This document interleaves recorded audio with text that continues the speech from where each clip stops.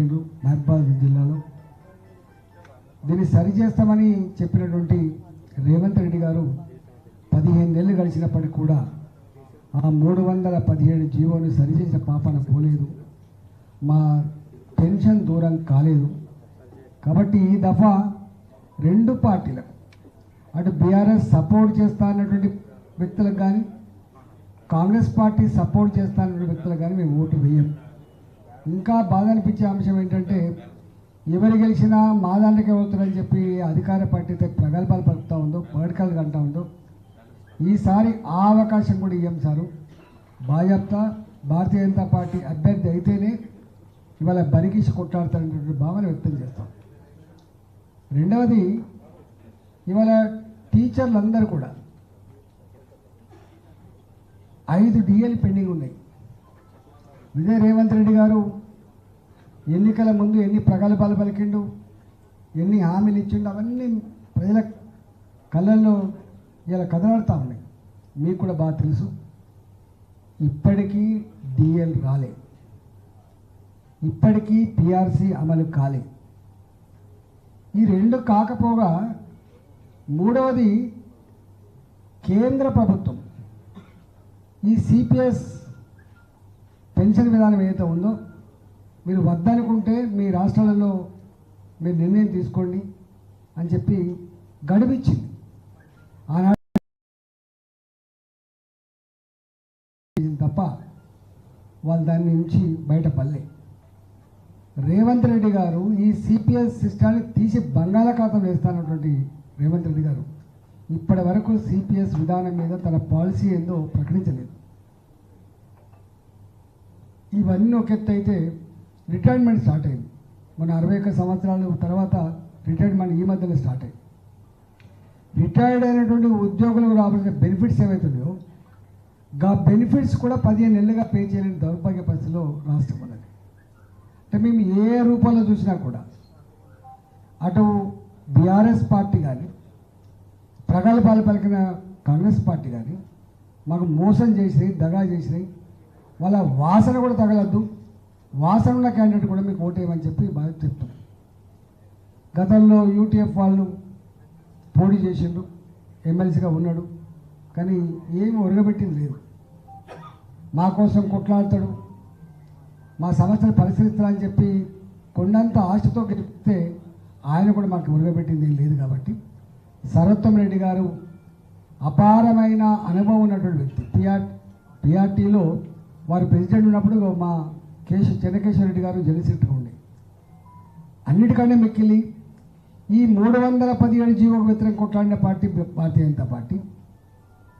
Pension విధానం సవరించుకోండి అని చెప్పి ఉత్తరం రాసిన పార్టీ భారతీయ జనతా పార్టీ. అన్నిటికంటే ముఖ్యంగా మొన్న ఇన్కమ్ ట్యాక్స్ దాంట్లో 12 లక్షల రూపాయలు 75,000 స్టాండర్డ్ డిడక్షన్తో కలుపుకుంటే 12,75,000 రూపాయల వరకు కూడా ఒక సింగిల్ పైసా ఇన్కమ్ ట్యాక్స్ కట్టాల్సిన అక్కర్ లేదని చెప్పి ఈ ప్రభుత్వ ఉద్యోగులకి, మధ్యతరగతి వర్గాలకు అండగా ఉన్న ప్రభుత్వం మోడీ గారి ప్రభుత్వం అని చెప్పి ఇవాళ మొత్తం భావిస్తారు. ఎక్కడ పోయినా చర్చ జరుగుతాం.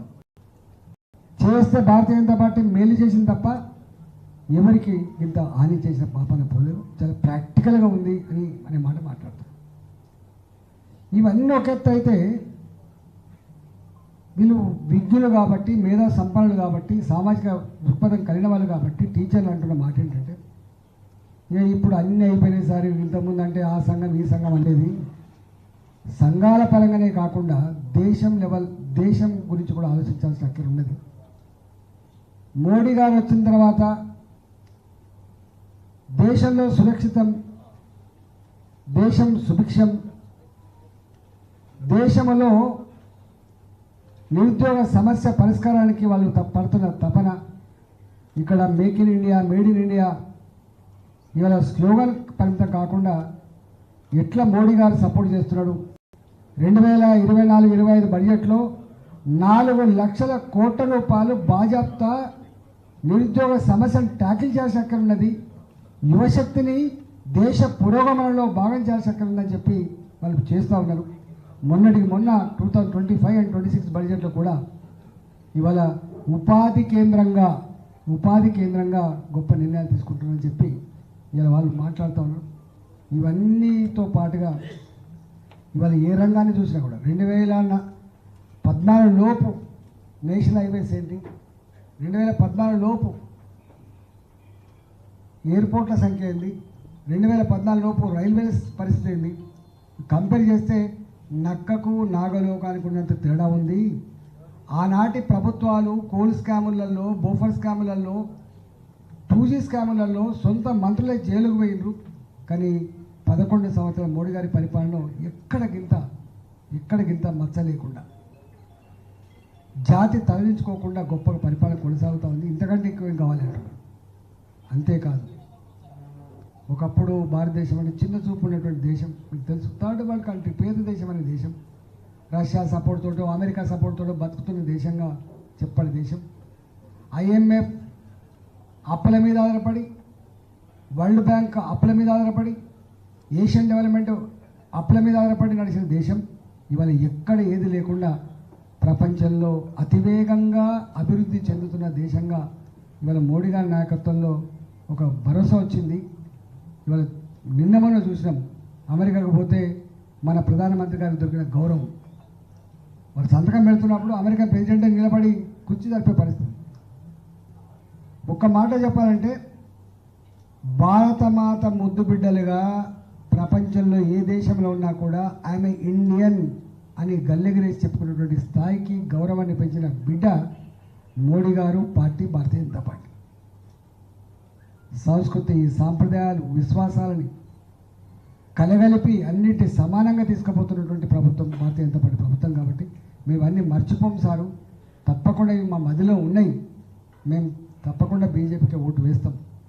మేము చూస్తూ ఉన్నాం ఆఫ్ఘనిస్తాన్లో ఏం జరుగుతుందో, బంగ్లాదేశ్లో ఏం జరుగుతుందో, పాకిస్తాన్లో ఏం జరుగుతుందో, ప్రపంచంలో జరిగిన మార్పులను చూస్తూ ఉన్నాం. ఇలా సిరియా, ఇరాక్, ఇరాన్ ఎట్లా ధ్వంసం అవుతుందో చూస్తూ ఉన్నాం. ఇంత పెద్ద దేశం, ప్రజాస్వామిక దేశం, ఇంకా ఎక్కడ కూడా డివియేషన్ లేకుండా ప్రజాస్వామ్య మూలాలను పరిపుష్టి చేసుకుంటూ ఇవాళ ఐక్యంగా గొప్పగా నిలబడ్డ దేశం భారతదేశం. దీన్ని మనం కాపాడుకోవాల్సిన చక్కెర ఉందనేటువంటి భావన సర్వత్రా వ్యక్తమవుతుంది. దాని ఫలితమే ఇవాళ మహారాష్ట్రలో జరిగిన ఎన్నికల్లో భారతీయ జనతా పార్టీ గెలిపించారు, హర్యానా జరిగిన ఎన్నికలు గెలిపించారు. ఆఫ్టర్ 27 years ఢిల్లీ రాజధానిలో ఇలా గెలిపించారు. ఇవాళ ఒక్కటే అంటున్నారు, మోడీ గారిని ఎంత బలపరుచుకుంటే, భారతీయ జనతా పార్టీ ఎన్ని సంవత్సరాల అధికారం ఉంటే ఈ దేశం మోడీ గారి చేతుల్లో, మోడీ గారి నాయకత్వంలో ఇవాళ అన్ని రంగాల్లో పురోగమిస్తున్నటువంటి భావన వ్యక్తమవుతూ ఉంది. కాబట్టి నేను టీచర్లకు వినమ్రంగా విజ్ఞప్తి చేస్తున్నా, మీరు డిబేట్ పెట్టండి.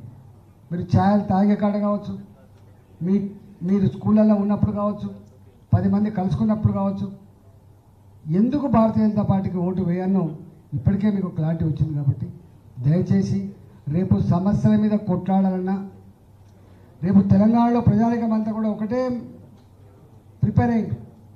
ఈ టీఆర్ఎస్ పార్టీ పని అయిపోయింది, ఇక అద్దు, కాంగ్రెస్ పార్టీ 9 నెలలే తన నిజరూపం బయటపడేది, రేపు వచ్చే ప్రభుత్వం భారతీయ జనతా పార్టీ ప్రభుత్వం అనేటువంటి భావన ప్రజలలో చర్చ జరుగుతాం.